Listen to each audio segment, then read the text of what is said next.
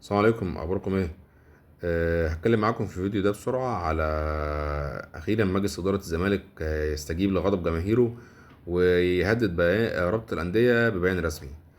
نادي الزمالك من شوية ارسل بيان رسمي لرابطة الاندية بيطلب منهم توضيح رسمي بخصوص واقعة محمود منتاج امبارح في ماتش الزمالك وبتروجيت بخصوص جائزة افضل لاعب في المباراة. وهدد في البيان بمقاطعة جائزة افضل لاعب في المباراة لنهاية الموسم. كان امبارح بعد ماتش الزمالك وبتروجيت كان المذيع الداخلي بالمباراه اعلن في الاذاعه الداخليه ان رجل المباراه هو محمود بنتايج.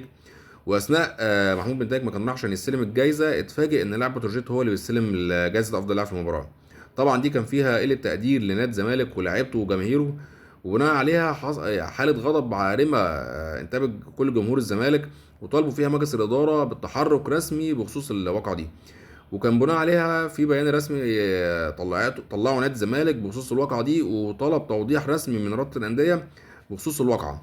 انت شايفين رابطة الأندية هتستجيب لبيان الزمالك وهتطلع توضيح رسمي بخصوص الواقعة بتاعت أفضل لاعب في المباراة امبارح، ولا كعادة أغلب بيانات الزمالك اللي كان بيطلب فيها توضيح رسمي سواء من رابطة الأندية أو من لجنة المسابقات أو من اتحاد الكورة وبيكون النتيجة عدم الرد عليها؟